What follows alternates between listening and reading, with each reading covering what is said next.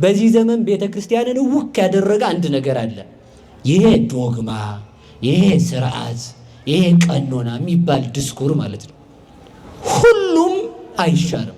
ሳይጸልይ የሚያድር ሳይጸልይ የሚውል ሰው ምን ብሎ እንደካደ ይቆጠርበታል መሰላችሁ? ሌሊቱንም ያሳደርኩት እኔው ቀኑን የሚያመጣው እኔው ነኝ ማለቱ። በቀን ውሏችን፣ በምሽታችን፣ በቢሮአችን፣ በእንቅስቃሴያችን ሁሉ ዛሬ ከእግዚአብሔር ጋር ተጣልቼ ነው የዋልኩት ወይንስ ደግሞ ከእግዚአብሔር ጋር ተፋቅሬ ነው የዋልኩት ብለን ማሰብ አለብን። እንደ እግዚአብሔር ያለማ ማን አለ? በኃጢአታችንም ጊዜ የንስሐ በር የሚከፍትልን ስንመለስም በደሙ አጥቦ ልጆቹ ያደርገን አድርበት ዘንድ ቤተ መቅደስን ስሩልኝ ይላል። ለምን እንሰራልሃለን? ወርቁ ያንተ አይደል? በሳት አሰራውም ከፈለክ ደመናውን ግድግዳ አታረገውም? መባረቅትን የቤተ ክርስቲያን ሿሿቴ አታረጋቸውም? አምፖል ከምናበራ ፀሐይን የፈጠርክነ ፀሐይን አምፖል አታረጋትም? ከዋክብትን የአካባቢ የቤተ መቅደሱ ፈርጥ አታረጋቸውም? በአድማስና በናጌብ ዓለምን ይወሰንክ የቤተ መቅደሱን አጥር በአለት በጽኑ አለት ባልማዝ በሰምፔር ለምን አታጥረውም ብለን ስንጠይቀው ተመልከቱ። እግዚአብሔር የሚተኛው እንድንቀሰቅሰው ብሎ ነው። እግዚአብሔር የሚለምነን ሊሰጠን ሲል ነው።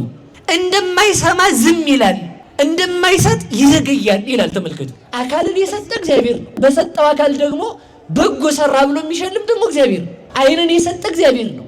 መጽሐፍን አንብበህ ስታጠናበት ጸሎት አንብበህ ስትጸልይ ወደሱ ደግሞ ጎሽ ልጅ ብሎ ክብርን የሚሸልም እሱ። ምላስን የሰጠ እግዚአብሔር ነው። በጎ ተናገርክ ብሎ የሚሸልም እግዚአብሔር ነው። አይምሮን የሰጠ እግዚአብሔር ነው። በዚህ እኔን አሰብክበት ብሎ ለዘላለም እሱን እንድታስብ በመንግስተ ሰማያት የሚያነግስ እግዚአብሔር ነው። እጅን የሰጠ እግዚአብሔር ነው። በእጅ ሰርተህ እንድትከብር የክብርን ቦታ የፈቀደል እግዚአብሔር ነው። ስለ መጸወትክበት እሱ ደግሞ ስጋውን የሰጠ እግዚአብሔር ነው። ከእግዚአብሔር ያልሆነ ብላችሁ አንድ የተበላሸ ነገር አለ። እሱ ምንድን ነው መሰላችሁ? የቤተ ክርስቲያን ስርዓት በጣም እየተጣሰ መልከቱ። ሊቃውንቱ ምንድን ነው የሚሉት? ደረቅ ሴትና ኃጢአተኛ ሰው ተመሳሳይ ናቸው ይላሉ። በጣም ያጣነው ነገር ሁሉ ለ5 ሰከንድ ዝም ብንል ንዴታችን ይበርዳል። ሰው ቤቱን የሚፈታው ለ1 ደቂቃ መታገስ አቅቶት። ተመልከቱ። ሰው ከሰው ጋር ቢጣላ በሰው ይታረቃል። ሰው ከእግዚአብሔር ጋር ከተጣላ በማን ይታረቃል? እጇ የማትጨብጥ ልጅ ሐና ኢያቄም ስጥት ቢያደርጉት ዓለምን ጎትታ መንግስተ ሰማያት የምታስገባ ልጅ አድርጎ ሰጣቸው ማለት ነው። የማይቻለውን ቻልሽው። እንደ ሰውነቱ ይዘዋለች፣ እንደ አምላክነቱ ይዘዋታል። እንደ ሰውነቱ ትመግበዋለች፣ እንደ አምላክነቱ ይመግባታል። እንደ ሰውነቱ ልጅ ትለዋለች፣ እንደ አምላክነቱ ፈጣሪ ትለዋለች። ፈጥሯታል። እንደ ሰውነቱ ተመልከቱ ታዝለዋለች፣ እንደ አምላክነቱ ደግሞ እሱ በያዘው ዓለም ላይ ትመላለሳለች።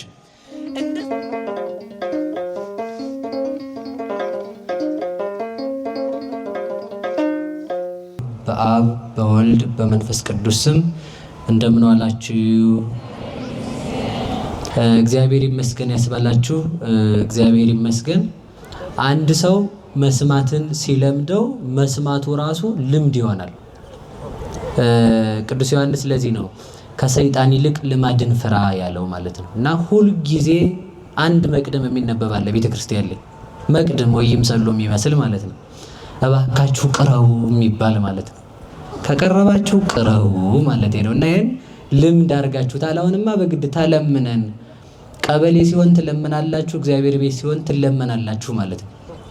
የሚሰጠውን ተለምኖ የሚሰጠውን እግዚአብሔርን መለመን መስማት ስላቃተን የሚያስለምን ጣለብን ማለት ነው። እና ከዛ የተነሳ ነው እግዚአብሔርን የማይሰማ ሰው እሱን የማይሰማ ሰው ይሰጠዋል ማለት ነው። ገብቷችኋል ብዬ አስባለሁ አይደል? እግዚአብሔርን መስማት። ስለዚህ ከኋላ ያላችሁ ሰዎች ወደፊት ቅረቡ የሚል መልእክት ለማስተላለፍ ነው ያልኩት። ከኔ በፊት ለነበሩ ለክቡር መምህራችን ለሊቀ ሊቃውንት ዴንታ ስምዐኮነ መላክ ቃለ ሕይወት ያሰማልን። ክቡራን አባቶቼ ሃይማኖታችሁ የጸና ጸሎታችሁ ግዳጅን የሚፈጽም ምግባራችሁ የጸና ጸሎታችሁና በረከታችሁ ረድኤታችሁ አግዞኝ እንዳስተምር የእግዚአብሔርም ፈቃድ የእናንተም የጸሎት እርዳታ እንዳይለየኝ እግዚአብሔር መልካም ፈቃዱ ይሁን። ትናንት የነበራችሁ ዓርብ የነበራችሁ ሰዎች እስኪ እጃችሁን አውጡ። ዓርብ ዕለት የነበራችሁ ሰዎች ከፍ አድርጉት እንዳያችሁ። ሴቶቹ አልቀሩም። ይሄ እንግዲህ ወደዛ ያለው ትርፍ ነው።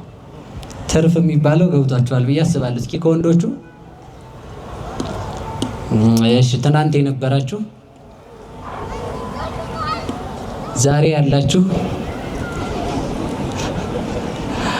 አለ ማለት ነው። ሰው ዛሬ እዛ ጋር ያለው ዛሬ የለም። መጨረሻ ላይ ታችሁታል። እጁን አለወጣም ማለት ነው። ሰው የፈላስፋ መጽሐፍ እንደዚህ ያለ ነገር ነው። አሁን እንዳልኩት ያለ ነገር ማለት ነው። አንድ ፈላስፋ ምን አለ መሰላችሁ? ተማሪዎች የማስተምረውን አውቃቸዋል? አናውቅም አሉ። ለማያውቅ ተማሪ አላስተምርም ቤቱን። በበነጋው መጣ። የማስተምረውን አውቃቸዋል አለ። አውቀናል አሉት። ላወቅ አላስተምርም ቤታችሁን ትቷቸው ማለት ነው። በሶስተኛው ቀን መጣ።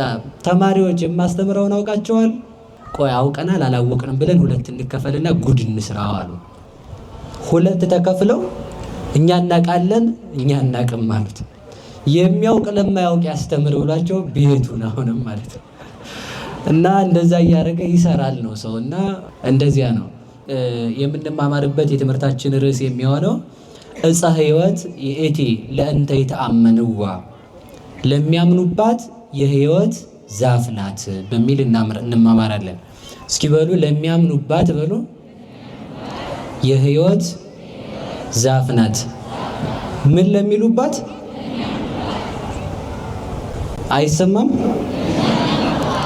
በደንብ ያዙ። ምን ለሚልባት ነው የሕይወት ዛፍ የምትሆነው? እዚያው መጽሐፍ ቅዱሱ ቃል በቃል ያስቀመጠው እሱን ነው። ዕፀ ሕይወት ይእቲ ለእንተ ይተአመንዋ፣ ለሚያምንባት ሁሉ የሕይወት ዛፍ ናት። ለእንተ ይትመረጎዝዋ፣ ለሚመረኮዛት ሁሉ የሕይወት ዛፍ ናት ብሎ በሁለቱም ይናገራል። ይህንን የምናገኘው ሁላችሁም እንደምታውቁት መጽሐፈ ምሳሌ ምዕራፍ 3 ቁጥር 18 ላይ ነው። ከዚህ ቃል ተነስተን የተወሰነ ትርጓሜያት የምናምንባት ማናት፣ የሚያምኑባት እነማን ናቸው፣ የሚመረኮዙባት ማናት የሚለውን ሐሳብ ነው የምናየው። እና ይህንን መጽሐፈ ምሳሌን የተናገረው ሰሎሞን ይባላል። ማን ይባላል? ሰሎሞን በሉ እንጂ ሰለሞን አይባልም። እሺ ሰሎሞን ነው የሚባለው። ለምን መሰላችሁ? አንደኛ ፊደላት ትርጓሜያት ስላላቸው ነው። አሁን እግዚአብሔር የሚለው ጽሑፍ ሲጻፍ በአይኑ አ ነው የሚጻፈው፣ በአልፋው አ ነው። እና በእናንተ ምን እንደሚባል አላውቅም። በማንኛው ነው የሚጻፈው? እግዚአብሔር የሚለው መጀመሪያ የሚጻፈው የመጀመሪያውን ፊደል፣ መካከል ላይ ያለውን ፊደል በማን ነው? አቤት በአልፋው አ። በአይኑ አ አይጻፍም። እግዚአብሔር የሚለው ጽሑፍ እስከ መጨረሻው ድረስ ሲጻፍ አይጻፍም በአይኑ አ። ለምንድን ነው ያለውን ሲናገሩ የመጀመሪያ ፊደልም አ ነበረ። በነገራችን ላይ አ አማርኛ ነው አይደለም? አማርኛ ነው አይደለም? አማርኛ አይደለም። አማርኛ ፊደሉ የተወሰኑ ናቸው ያሉት። ቋንቋውን እንዳለ ወስዶ ለአማርኛነት ተጠቅሞት ነው አማርኛ የሚባለው ቋንቋ ማለት ነው እንጂ አማርኛ ፊደል ማን ነው ቢባል ጨ፣ ጀ፣ ቸ፣ ኘ፣ ሀ እንደዚህ አይነቶቹ ናቸው። ሌላው ግዕዝ ፊደል ነው። እየሰማችሁ ነው አይደል? ሀ ወይንም አ ምን ፊደል ነው? የግዕዝ ፊደል ነው። ስለዚህ የግዕዝ ፊደል ከሆነ ደግሞ እያንዳንዱ ፊደላት 22 ናቸው ፊደሎቹ። 22ቱ ፊደል ሁሉ ተተርጉሞ እመቤታችንን ነው የሚመስለው። ማንን ነው የሚመስለው? በሉ ንገሩኝ እንጂ ማርያምን ይመስላል። 22ቱ ፊደል ሙሉ ሲተረጎም የፊደል አቀራረጻችን በመጀመሪያ አ ነበረ። ሊቃውንት አደላለው ሃን አድርገውታል። አሁን ላይ ያም በምስጢር አስተካክለው ነው ፊደል ቀራጭ ወይንም ደግሞ ፊደልን ከምስጢር ጋር ሃይማኖትን ከምስጢር ጋር አሰናስለው ሲናገሩ። በነገራችሁ ላይ አንድ ነገር ልንገራችሁ። በዚህ ዘመን ቤተክርስቲያንን ውክ ያደረገ አንድ ነገር አለ። ይሄ ዶግማ፣ ይሄ ስርዓት፣ ይሄ ቀኖና የሚባል ድስኩር ማለት ነው። ሁሉም አይሻርም። ሁሉም ስንቱ ምን ያልኳችሁ ንገሩኝ እንጂ በተክሊል ማግባት ስርዓት ነው ዶግማ ነው? ተናገሩ እንጂ ስርዓት ነው ዶግማ ነው? እሺ ሚስትን ይዞ መኖር ስርዓት ነው ዶግማ ነው? በሉ ንገሩኝ እንጂ። እሺ ስርዓት ነው ብላችኋል። ልብ በሉ እንግዲህ ሚስት የክርስቶስ ምሳሌ ናት። ይቅርታ ሚስት የቤተ ክርስቲያን ምሳሌ ናት። ባል የክርስቶስ ምሳሌ ነው። ባል ሚስቱን ቢፈታ ምን ብሎ ነው የሚክደው? ክርስቶስ ቤተ ክርስቲያንን ትቷታል ብሎ ነው የሚክደው። ስለዚህ ስርዓቱ ራሱ ምንድን ነው ማለት ነው? ሃይማኖት ነው። ሌላም ስርዓት ልንገራችሁ። ለምሳሌ ሴት ስትጸልይ ተከናንባ ነው አይደለም? ሳትከናነብ ብትጸልይስ ሴት አይደለሁም ማለቷ ነው። ሴት አይደለሁም እኔ ማለቷ ነው። ወንድ ደግሞ የሚጸልየው ሳይከናነብ ነው። ተከናንቦ ቢጸልይ ደግሞ ምንድን ነኝ ማለቱ ነው? ሴት ነኝ ማለት ነው። እኔ ሴት ነኝ እያለ ነው። ፍጥረቱን እየካደ ነው ማለት ነው። በዚያውም ብዙ ነገር መናገር እንችላለን። ለምሳሌ ልብ ብላችሁ ስሙ። ሳይጸልይ የሚያድር ሳይጸልይ የሚውል ሰው ይውላል አይደል? መቼም ይውላል፣ ችግር የለውም ይውላል። ግን ምን ብሎ እንደካደ ይቆጠርበታል መሰላችሁ? ሌሊቱንም ያሳደርኩት እኔው፣ ቀኑንም ያመጣሁት እኔው ነኝ ማለቱ ነው። ስለዚህ ጸልዩ የምንባለው ጸሎታችን ራሱ ሃይማኖት ስላለው ነው። አንደኛ ምን መሰላችሁ? ስንጸልይ ቀኑን ባርክ፣ ጠዋት ስናመሰግን ሌሊቱን አሳለፍክ ማለታችን ነው። ወደ ምስጢር ሲሄድ ሌሊት የኃጢአት የጨለማ የመከራ ዘመን ምሳሌ ነው። ሌሊቱን ያሳለፍክ አንተ፣ ቀኑን ደግሞ መጸለያችን ቀኑን ያመጣኸው አንተ ነህና እኔ ምን አገባኝ፣ አንተው በፈቀድከው አውለኝ ማለት ነው። እስኪ በሉ በፈቀድከው አውለኝ በሉ። እግዚአብሔር በፈቀደው ያውላችሁ። ያልጸለየ ሰው ለምን ችግር ደረሰብኝ ብሎ እግዚአብሔርን መጠየቅ አይችልም። ለምን ስወጣ ምን ብሎ መሰላችሁ? ቀኗንም እንዲች ብለህ ቀኔ ላይ እንዳትመጣ ዋ ያለው ነው የሚመስለው። እግዚአብሔር ምን አገባ ማለቱ ነው። ተኝቶ ሌሊት ህልም ቅዠት አላሳድረው ያለ ሰው መከራውን እያየ እንደው ምን አረኩ፣ ነፍሱ እኮ ምን ጥቅ ብላ ልትወጣ ነው የምትደርሰው፣ የልብ ምቱ ጨምሮ ማለት ነው። ሌሊት ሰው ቅዠት ሲያይ ይነሳል፣ ያማትባል። እንደው ምን ሊመጣብኝ ነው ይላል። ምን ይመጣባ? ምንም አይመጣብህም፣ ችግር የለውም አይዞህ። ግን ያንን ሌሊት ራሱ ተው እግዚአብሔር እኔው ራሴ እበቃለሁ ለሌሊቱ ማለቱ ነው። ከዚህ የተነሳ ተመልከቱ፣ ስርዓታችን ራሱ ሃይማኖት ነው። እስኪ በሉ ሃይማኖት ነው በሉ። ስርዓት ራሱ ምንድን ነው? ሃይማኖት። አሁን ይኸውላችሁ አንድ የተበላሸ ነገር አለ። እሱ ምንድን ነው መሰላችሁ? የቤተ ክርስቲያን ስርዓት በጣም እየተጣሰ ነው። አንዱ ምንድን ነው የተጣሰው? ልብሰ ተክህኖ ላይ መልአክ ቆርጠው የሚስሉ ሰዎች። እጃችሁ እንዴት ጨከነ! ስዕል ሲቀደድ እሪ የምትል ህዝብ ልብሰ ተክህኖ ላይ መልአክ ተቆርጦ ልብሰ ተክህኖ ሲሆን የት ሄዳል ነው? የተቆረጠ መልአክ ያለበት ልብሰ ተክህኖ ገዝተህ የምታመጣው አንተው ነህ። ከዚህ መውጣት አንድ ካህን ልብ ብላችሁ ስሙ። አንድ ካህን ቅዳሴውን እየቀደሰ ገባሬ ሰናዩ ካህን ልብ ብላችሁ ስሙ። ስርዓት ነው መቀደስ። ምንድን ነው ስርዓት በሉ እንጂ ስርዓት ነው። ተመልከቱ። ቀድሶ ሲያበቃ እንደው ቅዳሴው ላይ እግሩን አሞት ቁጭ ቢል ካደ። ተመልከቱ እንግዲህ ምን ብሎ ነው የካደው? ያ ካህኑ ቀድሶ እስከሚወጣት ያለችው 3ቷ ሰዓት ክርስቶስ በዚህ ዓለም 33 ዓመት ከ3 ወር የኖረበትን ዘመን ነው የሚወክለው። ስለዚህ በዚያ ሰዓት ላይ ካህኑ አለማረፉ ካህኑ ሳይደክመው ቀርቶ ለካህኑ እግዚአብሔር ሳያስብ ቀርቶ አይደለም። ክርስቶስ በዚህ ዓለም ሳያርፍ ሰውን ለማዳን እንደተጋ ነው የኖረው ማለቱ ነው። እትው በሰላም ሳይል አይቀመጥም። ገባሬ ሰናዩ ካህኑ ደክሞት ልቀመጥ ብሎ ቁጭ ቢል ክርስቶስ ይህን ዓለም ዘንግቶት ረስቶት ተቀምጦ ነበር ብሎ እንደካደ ይቆጠራል ማለት ነው። ሰምታችኋል? ስርዓቱ ራሱ ምንድነው? ዶግማ ይሆናል። ልብ ብላችሁ ስሙ። ለምሳሌ ካህኑም ሲለብስ ልብሰ ተክህኖ ተለክቶ በካህኑ ቁመት ልክ ይሆን ይላሉ። እንደዚህ አጠር ያለ ጉልበቱ ላይ የሆነ ልብሰ ተክህኖ ለብሶ ቢቀድስ ምን ችግር አለው? ምን ችግር አለው? መቼም በስቷል። ምን ችግር አለው? ምን ችግር አለው? አረ እንደዚህ ሆኖ ነበር። ምን ችግር አለው? በተክሊል ባገባ ማለት ነው። ምን ችግር አለው? አግብቼ ፈትቻለሁ፣ እሺ ባገባ ምን ችግር አለው አለች። አረ ተይላለሁ፣ ታንቄ ነው የምሞት። እንዲሁ ይጉድ እና ሐሳብ አይቻልም። እኔ ምንም እንደዛ የሚባል ነገር የለም። ስርዓት ነው። ስርዓቱ ደግሞ ራሱ ምንድነው? ሃይማኖት ነው። ስለዚህ ተመልከቱ፣ ልብሰ ተክህኖ እንዲያ ቢለብስ እናንተስ ብትለብሱት ምን ችግር አለው? ምን ችግር አለው? እንደው ምን ችግር አለው? እንደው ቄሱን ሁሉ ጎታት ያደርጋል። ቄስ ሄዶ ናማ ይላል። ልብሰ ተክህኖ አይነካም። ቄስ ከለበሰ በኋላ ነውር ነው ብዬ ነው። ስለዚህ ተመልከቱ፣ ልብሱን እንደዚያ ለብሶ ይገባል፣ ይቀድስ። ማን ነው ልብሰ ተክህኖ እንደዛ ይልበስ ተብሏል። እስከ ምኑ ድረስ? እስከ ቁርጭምጭሚቱ ድረስ ተለክቶ ነው የሚሰፋው። ታዲያ በዚህ ያን ልብሰ ተክህኖ የረዘመውን ቢለብሰው እሱን ዲያቆኑን እንዳይጥለው ሊሆን ይችላል። እናስብሽ፣ እንደዚያ አይደለም። ልብስ የሥጋ ምሳሌ ነው፣ አካል የመለኮት ምሳሌ ነው። አካሉ ረዝሞ ልብሰ ተክህኖ ቢያጥር መለኮት ሥጋን በትክክል አልተዋሃደም እያለን ነው ማለት ነው። እንዳልተዋሃደ አምናለሁ ብሎ ይነግረናል። ስርዓቱ ራሱ ሃይማኖት ነው። ልብሱ ቢረዝም መለኮት አጥሮ ሥጋን በምላት አልተዋሃደውም ብሎ እንደ ካደ ይቆጠራል ተብሎ ተነግሮናል። ስርዓታችን ሃይማኖት ነው።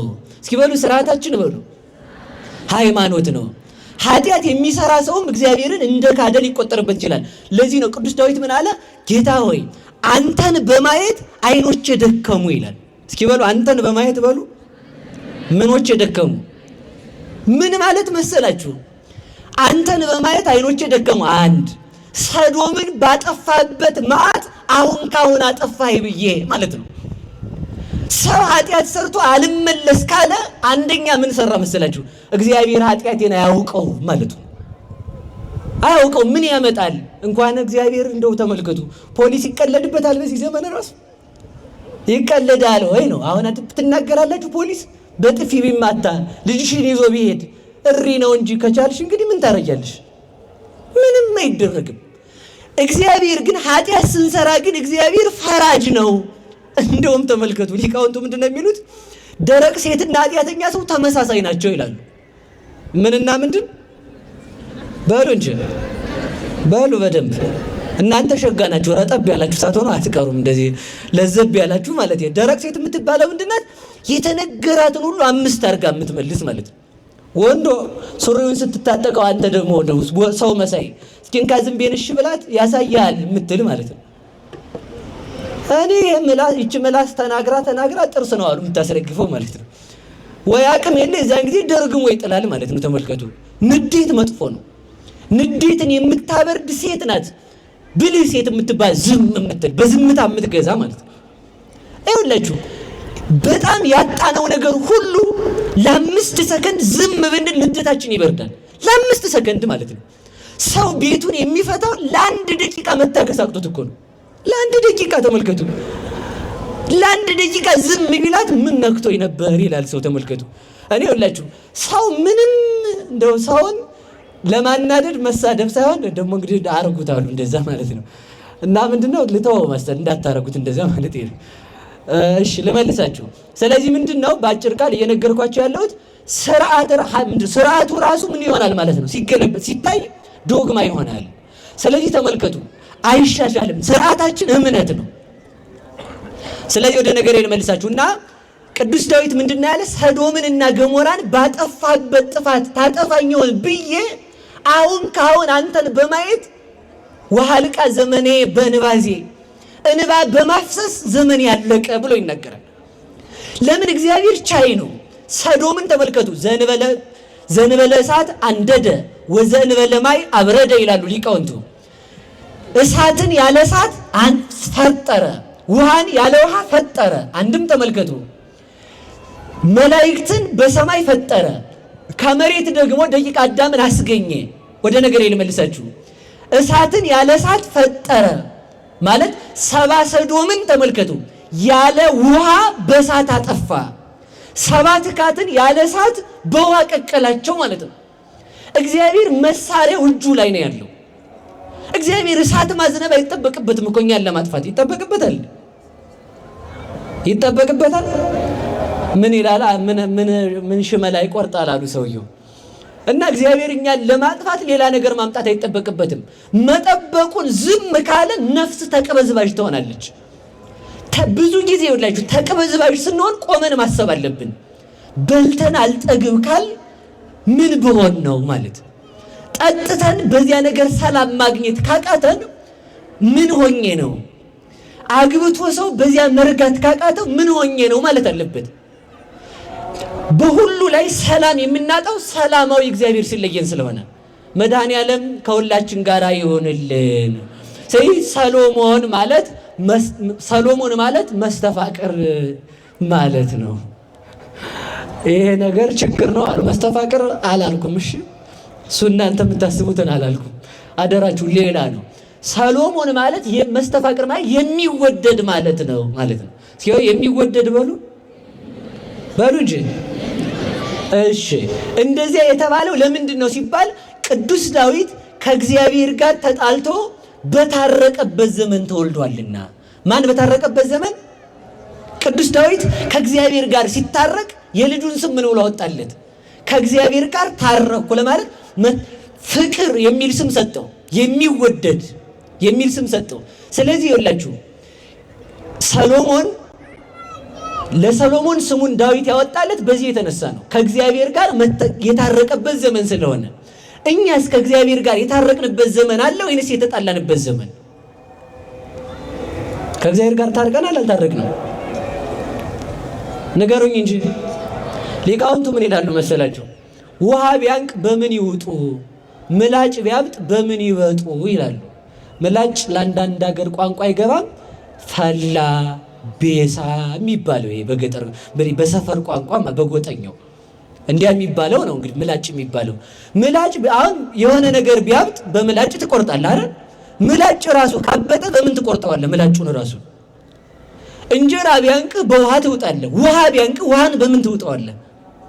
መዋጫ የለም። ተመልከቱ፣ ሰው ከሰው ጋር ቢጣላ በሰው ይታረቃል። ሰው ከእግዚአብሔር ጋር ከተጣላ በማን ይታረቃል? ለዚህ ነው ሁልጊዜም ቢሆን ማሰብ ያለብን ከእግዚአብሔር ጋር መጣላትና አለመጣላታችንን ማሰብ። በቀን ውሏችን፣ በምሽታችን፣ በቢሮአችን፣ በእንቅስቃሴያችን ሁሉ ዛሬ ከእግዚአብሔር ጋር ተጣልቼ ነው የዋልኩት ወይንስ ደግሞ ከእግዚአብሔር ጋር ተፋቅሬ ነው የዋልኩት ብለን ማሰብ አለብን። ስለዚህ ተመልከቱ፣ በምን ልንታረቀው እንችላለን? እግዚአብሔር ግን እንደ ሰው አይደለም። ይኸውላችሁ እግዚአብሔር ደስታ ይባላል። እስኪ በሉ ደስታ በሉ እንጂ አትሉም? እናንተን አሁን ጅላጅል ሁሉ ተሰብስባችሁ ብል ትቆጣላችሁ? አትቆጡ? ተቆጣ። በደንብ ነው አንዱ በደንብ ወይም ደገኛ ስድብ መርጣችሁ አንዱን ትለጥፋላችሁ ማለት ነው። ልብ በሉ። እግዚአብሔር ግን ኃጢአት ስንሰራ አንተ አላዋቂ ነህ እያልን እየዘለፍነው ነው እግዚአብሔርን። ግን ልብ ብላችሁ ስሙ። እግዚአብሔር ባህሪው አይለወጥም። ምኑ አይለወጥም? ነገሩኝ እንጂ ኃጢአት ስንሰራ ተቀይሞ ቆይ ማናቱን ነው የምለው አይልም እግዚአብሔር ደስታ ስለሆነ በጽድቅ እንዳለንም እንደወደደን በኃጢአት እንዳለንም ይወደናል።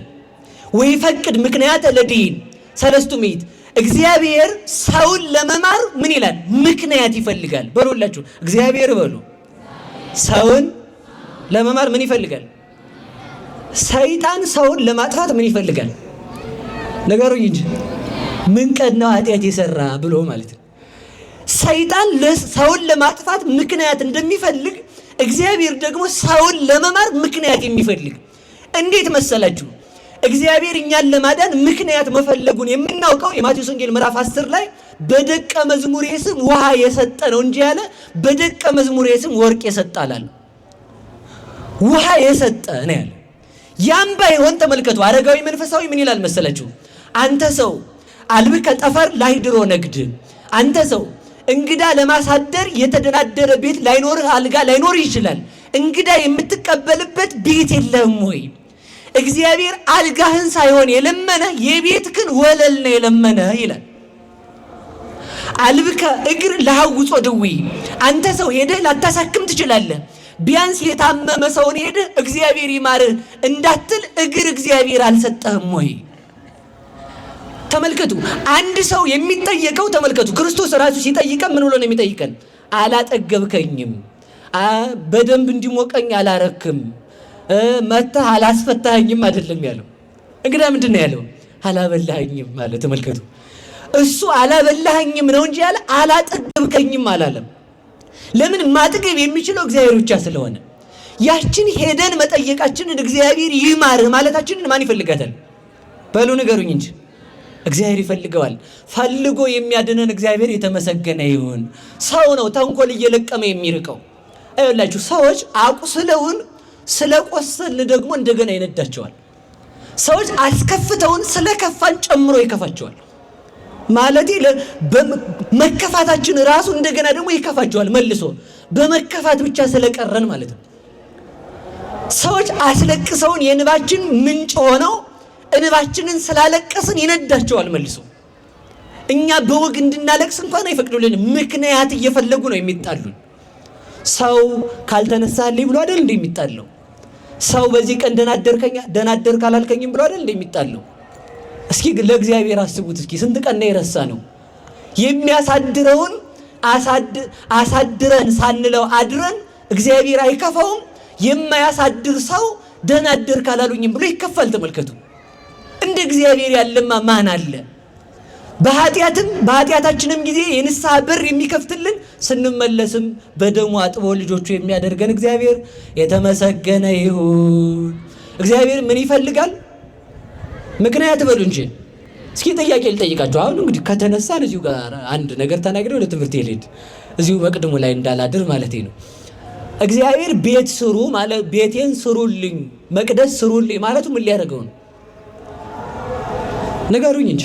ሰው እንዲህ ይላል ሲደሰኩር፣ በኑሮ ውድነት እንዲህ ባለው ነገር ልጅ ማሳደጊያ ሳይኖረኝ በዚህ እንትን ሰዓት፣ በሰላም ሰዓትማ ሁሉም እኮ ሰላም ነው። በኖረ ሰዓትማ ጅብና ጅብም ይዋደዳሉ። ውሻና ውሻ እንኳን አይዋደዱ፣ ጅብና ጅብ ይዋደዳሉ ሲኖር ማለት ነው። ሰው ለእግዚአብሔር መስጠት ያለበት ሲተርፈው አይደለም። ሲተርፈው ሳይሆን ለምን መሰላችሁ? ቅዱስ ዳዊት ውሃ ጠማው በታመመ ሰዓት። ውሃ በጠማው ጊዜ ምን አለ? ውሃ አምጡልኝ አለ። ከቤተልሔም ውሃ ሄደው አመጡለት። ያንን ውሃ ለእግዚአብሔር መስዋዕት ይሁን ብሎ የጠማውን ውሃ ደፈው። እንዴ ምን አሉ ተርጓሚያን? በሬ ይታረዳል እንጂ ውሃ ይሰጣል ወይ ለእግዚአብሔር አሉ። እስኪ በሉ በሬ ይታረዳል እንጂ በሉ ውሃ ለእግዚአብሔር ይሰጣል ወይ? ይኸውላችሁ ይሄ እኮ ነው ቅዱስ ዳዊት ሁሉ የሱ ነው፣ ንጉሥ ነው። ለእግዚአብሔር መስጠት ያለበት በሬ ነበር አይደለም? እንደዚያ ነው የሚሰጠው። እሱ ግን ምን ሰጠው? ውሃ ሰጠው። በዚያ ሰዓት ያስፈለገው ውሃ ነው። እሱ ደግሞ ያንን የሚያስፈልገውን የሱን ፍላጎት ቆርጦ ላንተ መስዋዕት ይሁን ብሎ ሰጠው ለእግዚአብሔር። እኔ ከዚህ ውሃ አልጠጣም። ለምን? እግዚአብሔር ትርፌን ሳይሆን የሚፈልገው ያለኝን ስሰጠው ያለውን ይሰጠኛል ማለቱ ነው። ቅዱስ ዳዊት ያለውን የሚያስፈልገውን የውሃ ጥሙን ቆርጦ ለእግዚአብሔር ቢሰጥ እግዚአብሔር ደግሞ ሕይወትን ለዳዊት ሰጠው። ዳዊት የሚያስፈልገውን ሲሰጥ ለእግዚአብሔር፣ እግዚአብሔር ደግሞ ዳዊት የሚፈልገውን እግዚአብሔር ሰጠው። እግዚአብሔር ለሁላችሁም የምትፈልጉትን ይስጣችሁ። ከዚህ ምንድነው ልትነግረን የፈለገው? እንዲህ የምታከበሰብሰው ልትሉኝ ነው? እግዚአብሔር ሰማይ ሁሉ ዓለም ሁሉ በእጁ ተይዞ ዶሮ ይወላችሁ እንቁላልን ጥላ በእንቁላል ውስጥ መኖር አትችልም። እንቁላልን በሆዷ ይዛ በያዘችው በሆዷ እንቁላል ውስጥ መኖር አትችልም። እግዚአብሔር ግን ዓለምን ይዞ በያዘው ዓለም የሚኖር እግዚአብሔር ነው። ዓለም እግዚአብሔር ነው እንጂ ለእግዚአብሔር ዓለም የለውም። ዓለሙ ሥላሴ ነው። ዓለም ሥላሴ ዛልብክሙ ዓለም እንዳለ ደራሲው። ለዚህ ዓለሙ ሥላሴ ከሆነ ሥላሴ መጥቶ ተወስኖ የሚቀመጥ አይደለም። ቤተ መቅደስ እንግዳ ለምን ስሩልኝ አለ ዘጸአት 5 ላይ። አድርበት ዘንድ ቤተ መቅደስን ስሩልኝ ይላል። እስኪ በሉ አድርበት ዘንድ በሉ። ምንን ስሩልኝ? ስሩልኝ አለ ቤተ መቅደስ። ለምን እንሰራልሃለን? ወርቁ ያንተ አይደል? በሳት አሰራውም ከፈለክ ደመናውን ግድግዳ አታረገውም? መባረቅትን የቤተ ክርስቲያን ሿሿቴ አታረጋቸውም? አምፖል ከምናበራ ፀሐይን የፈጠርክነ ፀሐይን አምፖል አታረጋትም? ከዋክብትን የአካባቢ የቤተ መቅደሱ ፈርጥ አታረጋቸውም? በአድማስና በናጌብ ዓለምን የወሰንክ የቤተ መቅደሱን አጥር በአለት በጽኑ አለት ባልማዝ በሰምፔር ለምን አታጥረውም ብለን ስንጠይቀው ተመልከቱ።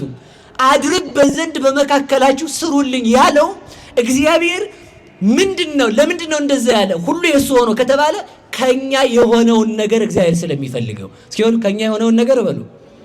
ማን ይፈልገዋል? ከዚህ በላይ አቅማችን ስለማይችል ነው እንጂ በእንቁ ነበር የምንሰራለት፣ ሌላ ተመርጦ ማለት ነው። እንዴ እናንተ ሞኝ ናችሁ መሰለኝ። እንዴ አታዩም? እዚያ በእንትን ባለስልጣናቱ ያሉበት አካባቢ እንዴት እንደሚጠበቅ አላያችሁም? እንዴት ምን አይነት መሳሪያ እንደያዙ። ዞር በል ሰውዬ ተንቀሳቀስ። በርግጫ የሚያፈነዱ ሰዎች ናቸው የሚጠብቁት ማለት ነው እዛ አካባቢውን። የእግዚአብሔርን ቤተ መንግስት ደግሞ ተመልከቱ።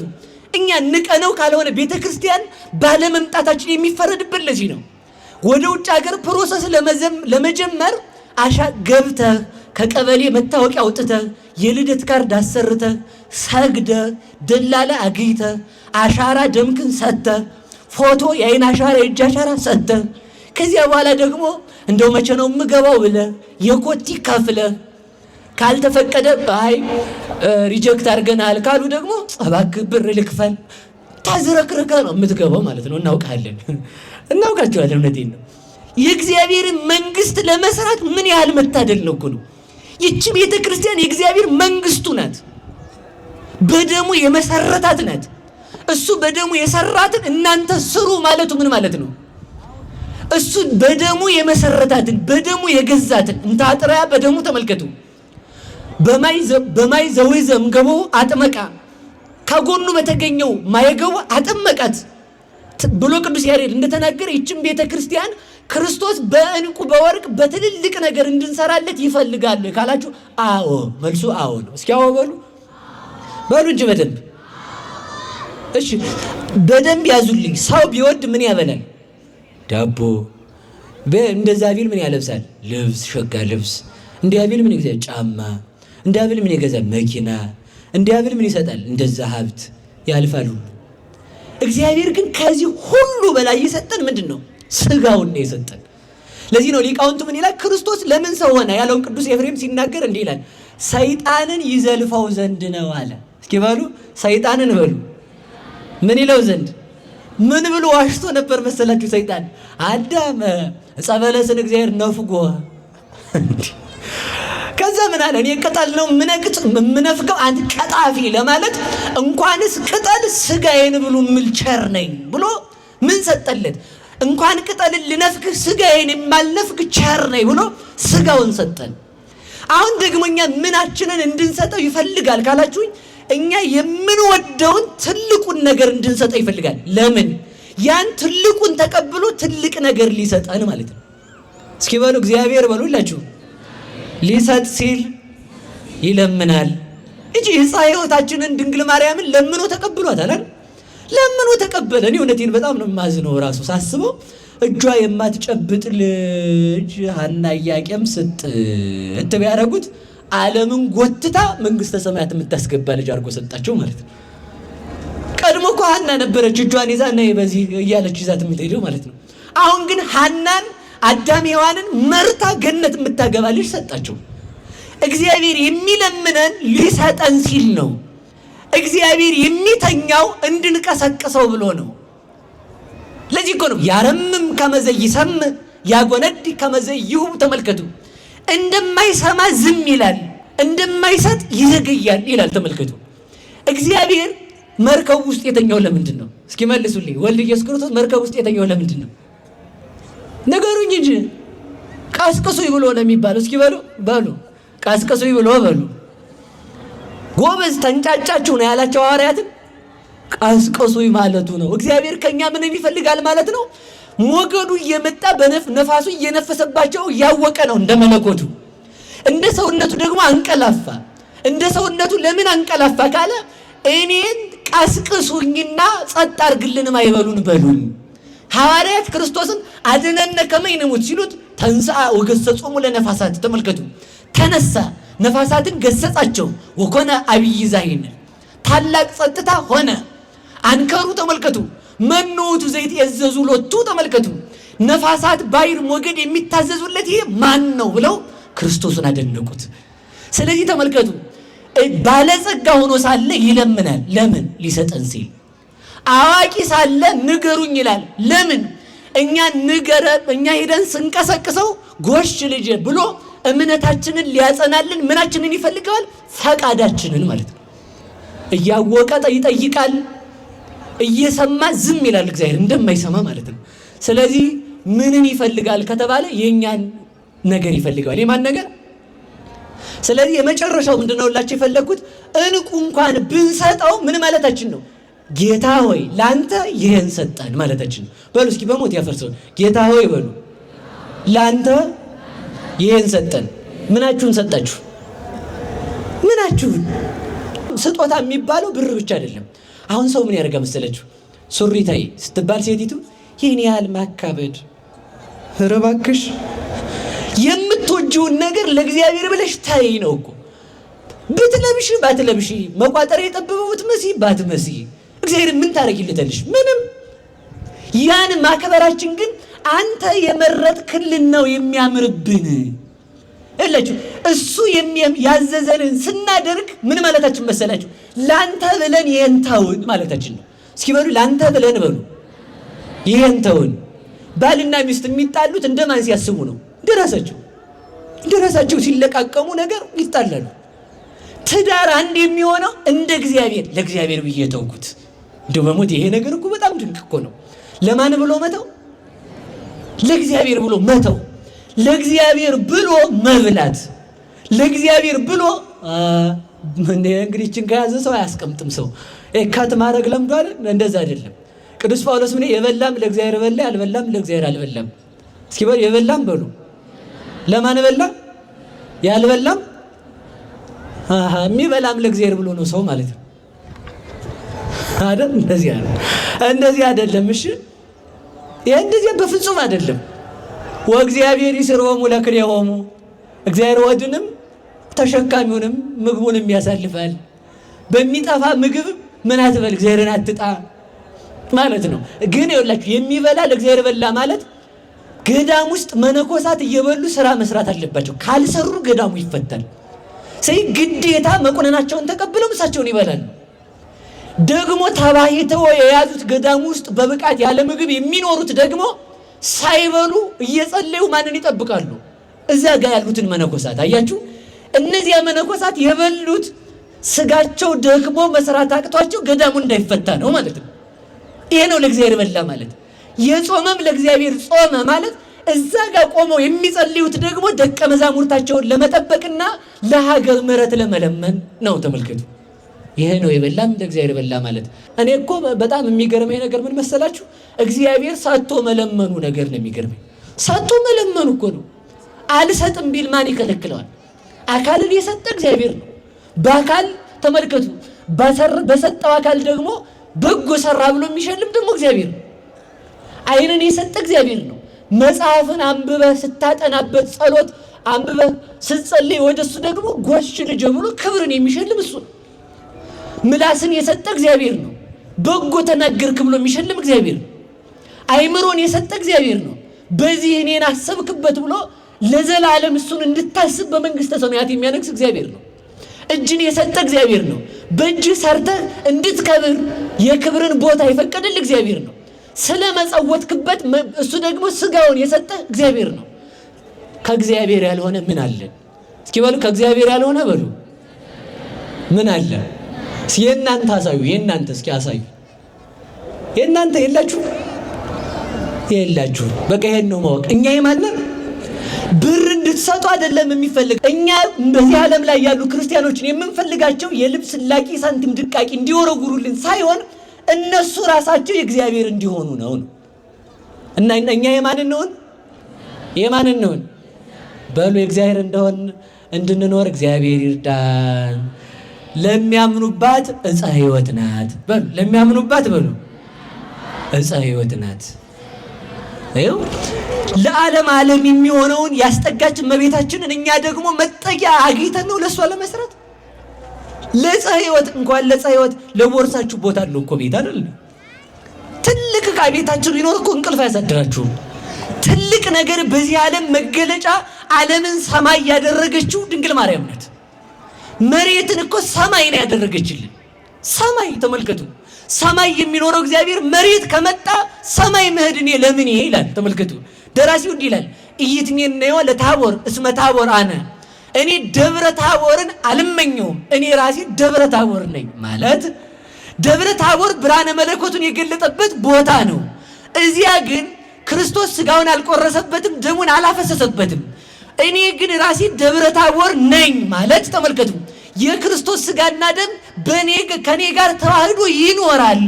ስለዚህ እያንዳንዱ ሰው የክርስቶስ የብርሃኑ የክብሩ የባህሪው የጸጋው መገለጫ መሆን ይችላል ማለት ነው።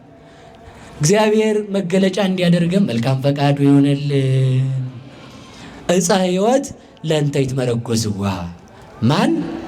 በነገራችሁ ላይ አንድ ነገር ብቻ ተናግሬ ወርቁ ጋር አምጥቼ ትምህርቴን ልጠቅልለው ባለኝ ደቂቃ ማለት ነው። እንደምትሄዱ ተረድቻችኋለሁ።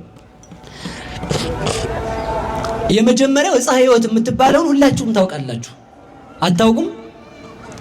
እስኪ አንድ ነገር ልንገራችሁ። አዳም በገነት ነበረ። በገነት ውስጥ የአዳምን ታሪክ ሊተርክ አይደለምሽ እንዳትተኙ። በገነት ነበር። በገነት ውስጥ ሲኖር እግዚአብሔር ሁሉን ሰጠው፣ ዕፀ በለስን አትብላ አለው። የምታውቁት ታሪክ ነው። በዚያ መካከል ግን ተመልከቱ፣ እግዚአብሔር 4 እጽዋትን በዕፀ ሕይወት ዙሪያ አብቅሏል። ከዚያ መካከል ልዩ ዛፍ የምትባለው ዕፀ ሕይወት ናት። ማናት? ነገሩኝ እንጂ። ይህች ዕፀ ሕይወት በጣም ልብ ብላችሁ ስሙ። ፍሬዋ የጋን መክደኛ ያህላል።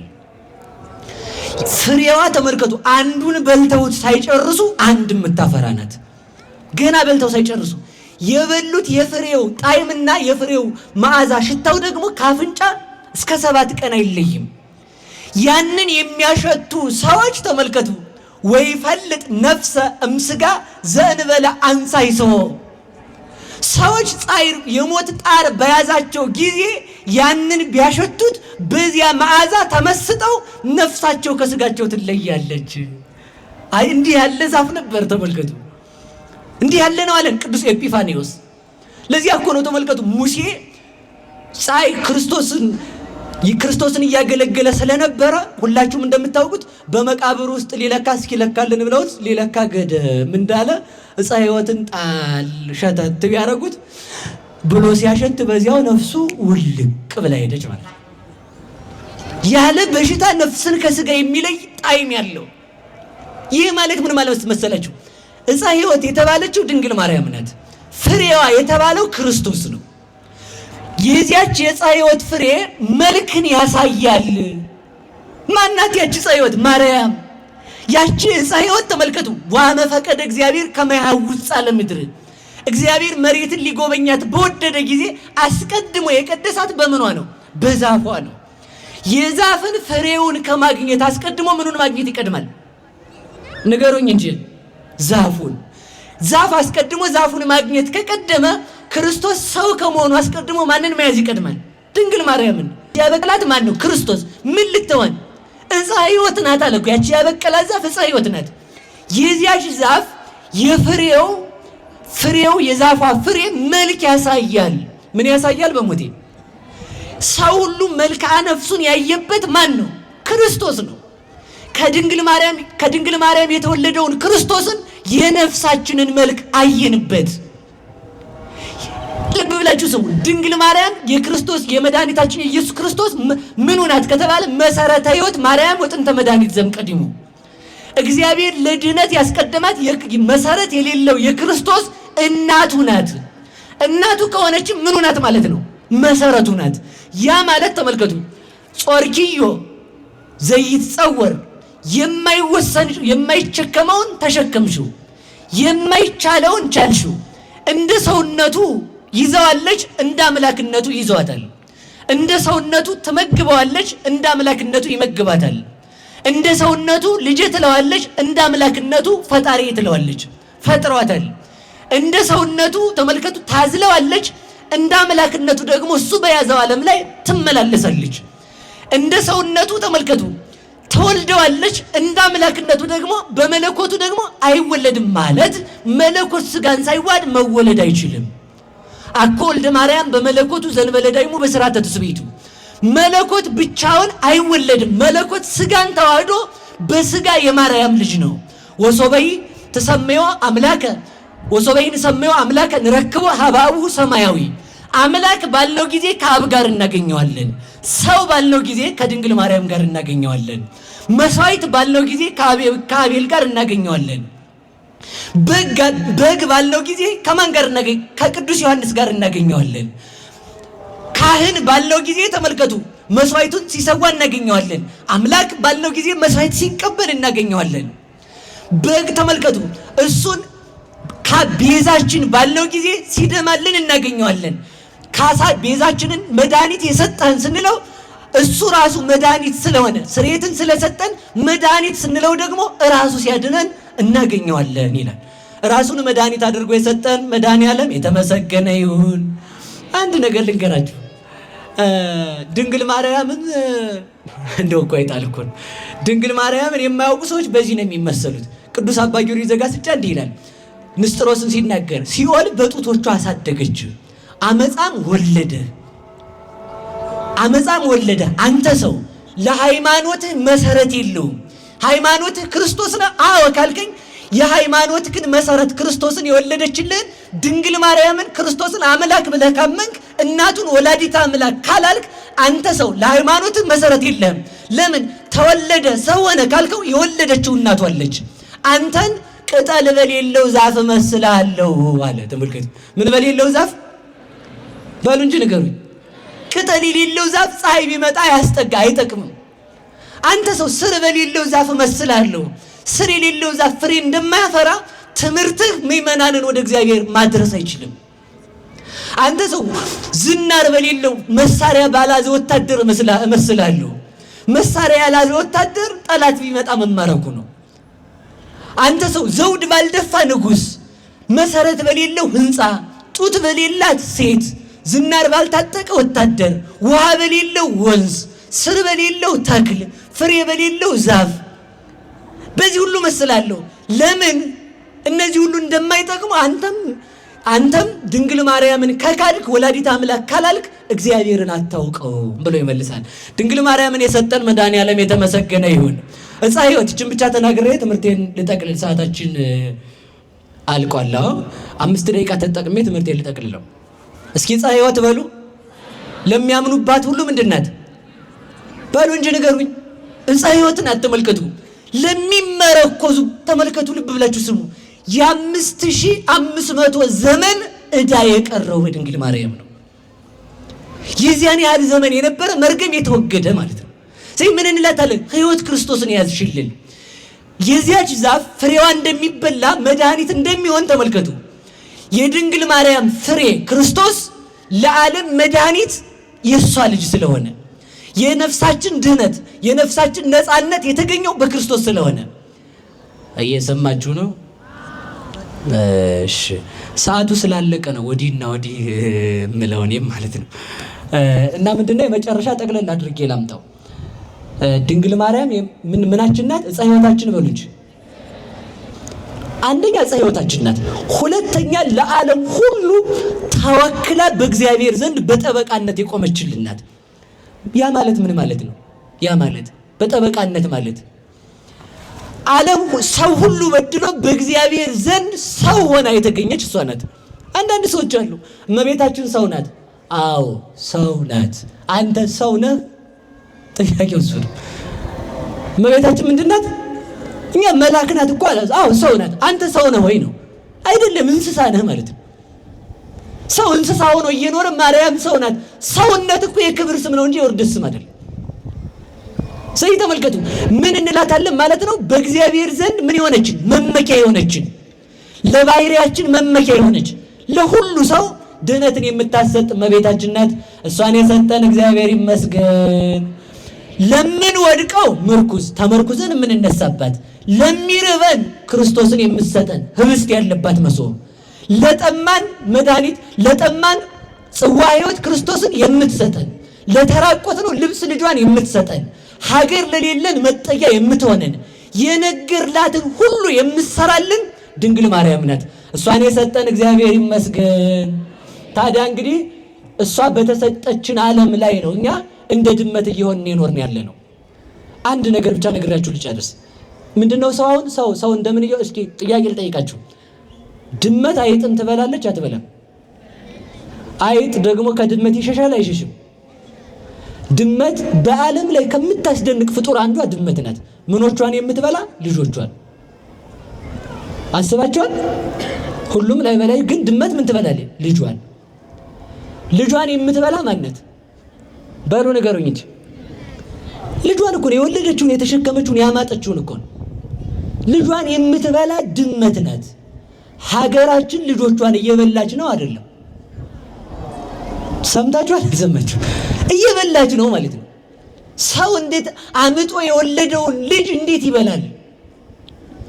የምታሳድጋቸውን ልጆች እንዴት ትበላለች? ተመልከቱ፣ በደንብ አድርጋችሁ ስሙኝ። አይጥ ድመት አይጥን የምትበላው ለመኖር ነው። አይጥ የሚሸሸው ደግሞ ለመኖር ነው። ሁለቱም ለምንድን ነው የሚኖሩት? በሉ ንገሩኝ እንጂ። አይላችሁ ወጥመድ እህል አየ አይጥ። ወጥመዱ ሊገባ ሲሄድ ከወጥመዱ ተፈናጥሮ ሳተው። ከወጥመዱ ሲያመልጥ ወደ ውጭ ወጣ። ውጭ ሲወጣ ድመት ተጠብቀዋለች። ከድመቷ ሸሽቶ ጉድጓዱ ሲገባ እባብ አፉን ከፍቶ ተቀምጦ ወዴት ይሄድ? ተሰማላችሁ? አሰሙ። በዚህ ላይ ነው ያለነው። አሁን ከቤት የሚባለው ከቤታችን ከቤተ ክርስቲያን የሚያስወጣ ኃጢአት አለ፣ ምንፍቅና አለ፣ ዘረኝነት አለ፣ ሆድ አለ፣ ፖለቲካ አለ፣ ብዙ ነገር አለ። የግል ጥቅም፣ ስብሰባው የግል ጥቅም ፍለጋ ነው። ተኩሱ የግል ጥቅም ፍለጋ ነው። ስልጣኑ የግል ጥቅም ፍለጋ ነው። ትዳሩ የግል ጥቅም ፍለጋ ነው። ያላትን ያለውን የሚያገባ ለዚያ ብሎ ከዚህ ውስጥ ምን ያሳድደናል ሲባል ወጥመድ። ከዚህ ወጥመድ አምልጠን ስንወጣ ደግሞ ምን ይጠብቀናል? ምን ይጠብቀናል? ዘረኝነቱ ይጠብቀናል ውጭ ላይ። ከዚያ አምልጠን ስንሄድ ደግሞ ወደዛ ስንሄድ ደግሞ ምን ይጠብቀናል? መቃብር ይጠብቀናል። ስለዚህ ልብ በሉ። ለዚህ መድኃኒቱ ማን ነው ከተባለ ድንግል ማርያም ናት። እስኪ በሉ ድንግል ማርያም በሉ። መድኃኒቱ እሷ ናት። ከሞት ያመለጥነው በእሷ ነው። አንድነትን አይተናልና ከፖለቲካም ከዘረኝነት ከጎጠኝነት የምንወጣውም ሁላችሁ የማን ልጆች ናችሁ? በሉ ንገሩ። የድንግል ማርያም በሉ እንጂ እና ወንድምክን አትግደላ። እንግዲህ እንደዛ ከሆነ ወንድም ይገደላል። የአንድ እናት አባት ልጆች እንዴት እንገዳደላለን? አንድ ክርስቶስ አባታችን፣ አንድ ቤተ ክርስቲያን እናታችን፣ አንድ ድንግል ማርያም ንግስታችን ናት። ስለዚህ በአንድነት እንድንኖር መድኃኔዓለም ይርዳን። የወደቀ ሁሉም ይመረኮዛት አለ። ከመቃብር የምንነሳው በልጇ ስልጣን ስለሆነ ተነስተን በቀኝ እንድንቆም ድንግል ማርያም ታድለን። ያስተማረን የመከረን አምላክ የተመሰገነ ይሁን። ይቆየን።